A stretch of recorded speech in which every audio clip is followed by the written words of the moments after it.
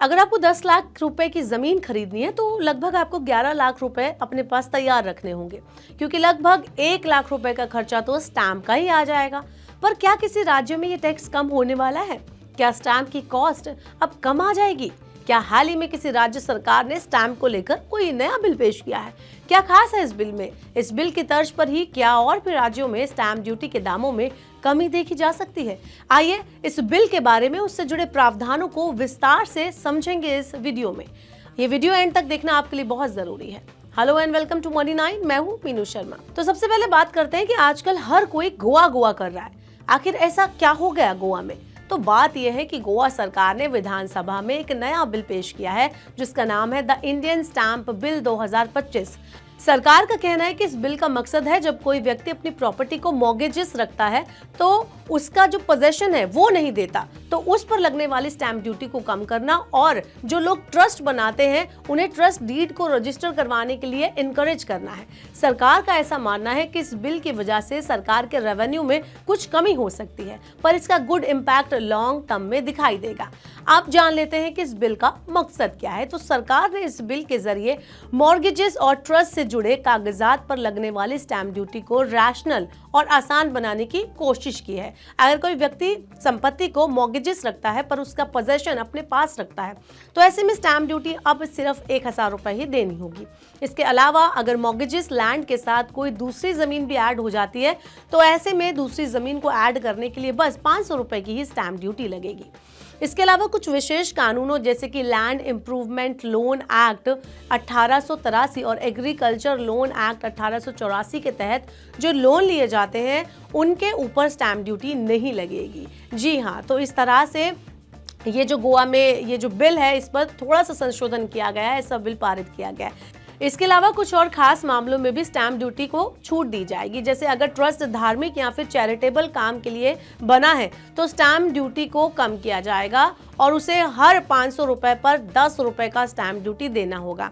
यानी easy language में कहें तो अगर कोई व्यक्ति मंदिर, स्कूल, अस्पताल के लिए ट्रस्ट बना रहा है तो उसे कम स्टैंप ड्यूटी देनी होगी, और यहीं पर अगर ट्रस्ट परिवार के सदस्यों के लिए बनाया गया है तो उसमें भी रियायत दी जाएगी। ऐसे केसेस में सिर्फ 5000 रुपए की स्टैंप ड्यूटी देनी होगी, और अगर ट्रस्ट परिवार के लोगों के साथ बनाया गया है तो फिर स्टैंप ड्यूटी वैसे ही लगेगी जैसे कि प्रॉपर्टी के कन्वीनियंस पर लगती है। यानी कि स्टैंप ड्यूटी मार्केट रेट या सर्कल रेट के हिसाब से ही चार्ज की जाएगी। तो कुल मिलाकर गोवा सरकार की कोशिश है कि लोग अपनी प्रॉपर्टी को आसानी से गिरवी रख सकें, जिससे लोन लेना आसान हो और परिवार के फायदे के लिए ट्रस्ट डीड आसानी से और कम पैसों में रजिस्टर करवा सके। इसलिए उन्होंने स्टैंप ड्यूटी सस्ती कर दी है। अब थोड़ा स्टैंप ड्यूटी पर नजर डाल लेते हैं कि आखिर क्या है स्टैंप ड्यूटी। तो जब आप कोई जमीन या मकान खरीदते हैं या बेचते हैं तो सरकार उस पर स्टैंप ड्यूटी वसूलती है। हर राज्य सरकार सालाना एक रेडी रेकनर रेट जारी करती है, जिसे आम भाषा में हम सर्कल रेट भी कहते हैं, जो उस एरिया में प्रॉपर्टी का बेस प्राइस तय करता है। इसी रेट को स्टैंप ड्यूटी या स्टैंप वैल्यू कहते हैं। अब सरकार को हर एरिया के हिसाब से सर्कल रेट डिसाइड करने के लिए क्या जरूरत पड़ गई? तो वो सीधे सीधे प्रॉपर्टी के रेट के हिसाब से भी टैक्स नहीं ले सकती क्या?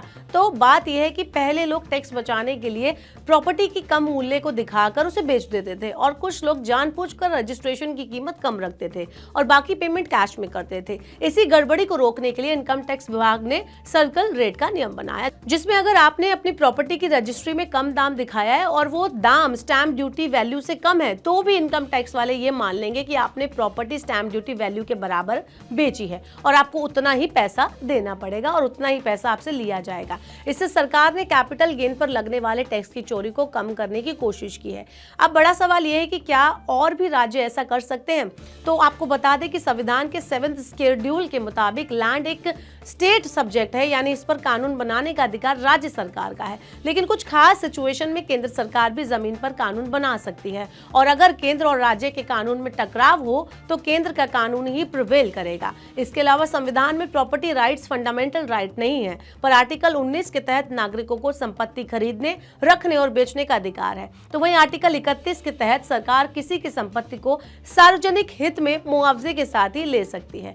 तो और भी राज्य सरकारें अगर चाहें तो स्टैंप ड्यूटी में इस तरह की छूट दे सकती हैं, जिससे लोग ज़्यादा से ज़्यादा अपनी प्रॉपर्टी को मॉर्गेजेस बनाने के लिए तैयार हो जाएंगे और लोन ले सकेंगे, और लोग ज़्यादा रिस्क लेने के लिए तैयार रहेंगे। वो पैसा नए वेंचर में लगा सकते हैं, किसी स्टार्टअप में लगा सकते हैं, और कहीं ना कहीं ये इकोनॉमिक ग्रोथ को बढ़ाने का ही काम करेगा। आपके स्टेट में जो स्टैंप ड्यूटी है वो कितनी है, और आपका इस पूरे मुद्दे पर क्या कहना है, आप हमें नीचे कमेंट बॉक्स में बता सकते हैं।